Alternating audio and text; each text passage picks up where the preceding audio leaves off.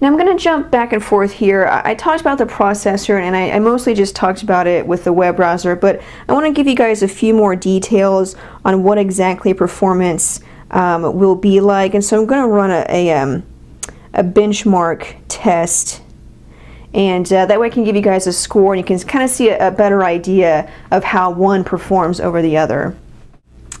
Okay, so the tests are done, and we have on the DoubleTime it is 580 is the score, and on the DoublePlay 1208, so basically doubled the score. So definitely, as you can see, much better performance with the DoublePlay. It's really no contest in that area.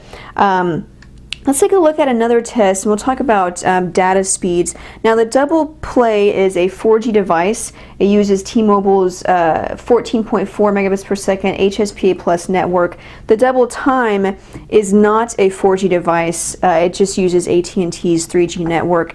And so you can see here some of the speed tests that I've done here. I just reset the DoublePlay, so I actually had a couple of more speed tests with different numbers, and so I'm going to factor those in as well, even though you can't see them. So, on the DoubleTime we have average speeds of, if you were to average these, probably about 600 kilobits per second, which is, not bad. For 3G, it could be better. And of course, I had a high of 1.3 and then 1 megabit per second. So definitely pretty good speeds there.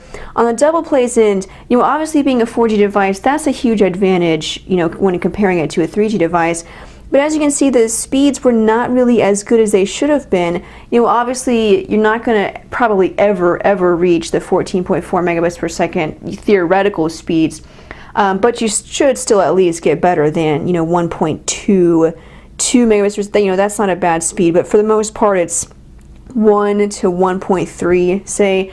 And so I was disappointed by the 4G speeds, but again, keep in mind, data speeds are really going to vary depending on coverage in your area, and so you may get faster with the DoubleTime or with the DoublePlay, or they may be slower on both of them. These are just the results that I got while testing in the Dallas area.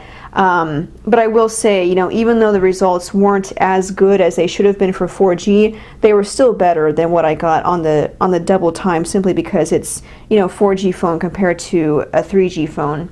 Now, one note about battery life, the DoubleTime ships with a 1200 milliamp hour battery, which is a very small battery for an Android smartphone. The DoublePlay ships with a 1500 milliamp hour battery, which is still kind of small, but it's a low-end device. It has a small display, so I can kind of understand what their thinking is.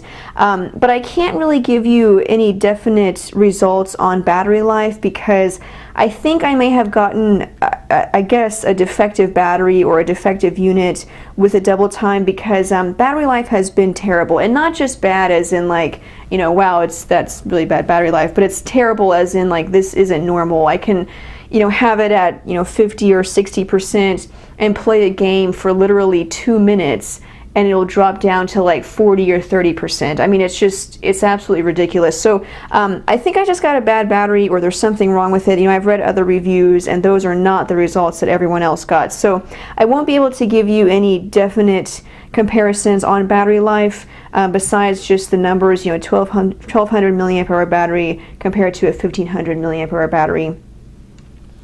While we're talking about battery, let me take off the battery cover and show you both phones do have a micro SD card slot. The annoying thing with the DoubleTime is that you have to remove the battery, which is like, I haven't seen in 2 years, having to remove the battery to get to the SD card slot, but whatever. It's there. Both of them ship with a 2 gig card, and then they both support up to 32 gigs of additional memory with your own card if you want to install that. The DoublePlay has 2 gigs of internal storage, and then the DoubleTime, actually, when you consider all of the apps that are pre-installed, you actually only have about 1 gig of internal memory, and then with a DoubleTime, once you consider all of the apps that are installed, you have about 260 megabytes of internal memory. So still more memory with the DoublePlay. Again, another advantage. So let's talk about the keyboard. This is probably outside of the dual display technology. This is probably one of the most important aspects of both phones, because, you know, some people love having a physical keyboard. I know I do. And so let's compare both of these. Now, the physical keyboard on the DoubleTime is absolutely excellent and probably one of the only shining points of this phone. It's the keys are very flat and flush to the surface. You can see they're barely raised at all. But what makes that not so much of a problem is that they have this rubbery grip to them. And so, you know, when you have this smooth surface and then grippy keys, it's very easy to differentiate the keys from each other.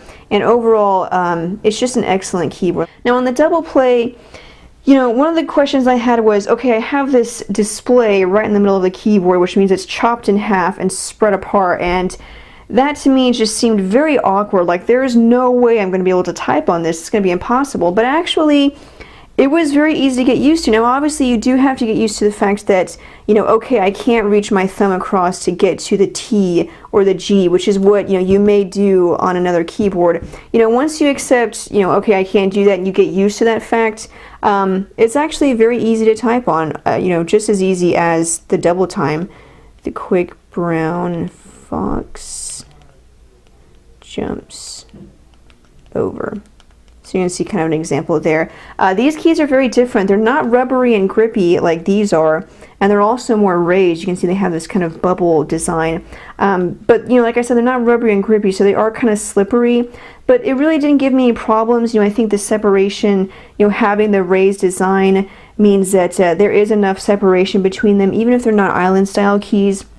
So the keyboards, both of them are excellent. You know, I definitely feel that the DoubleTime has a better keyboard, but still, you know, if you're worried about is this going to cause a problem, it really doesn't. It's still comfortable to type on, but just definitely the DoubleTime does have, it's a more traditional keyboard, and then again, it's a very well-designed keyboard, so definitely much better for the DoubleTime. So there it is, guys, the LG DoublePlay versus the Samsung DoubleTime. I only got it wrong a couple of times throughout the video. Two phones with, you know, different form factors, but kind of similar technology, that dual display technology. In terms of, you know, which one I think is the most practical, I just love the DoublePlay's implementation, the way that it makes multitasking so much easier and efficient. I think it's just excellent. You know, obviously the DoubleTime's form factor does have some benefits, but I would love to see this form factor on more phones, more high-end phones with, you know, better specs and better hardware overall. You can check out both of them at AT&T or at T-Mobile. I definitely recommend the DoublePlay over the DoubleTime. Just much better performance overall, just a better phone. Thanks guys for watching. If you have any questions, if you want to ask me something about these two phones or about any other phone, you can send me a message on Twitter. My screen name is phonedog_Sydney. But I will see you guys later. Thanks guys for watching. Bye.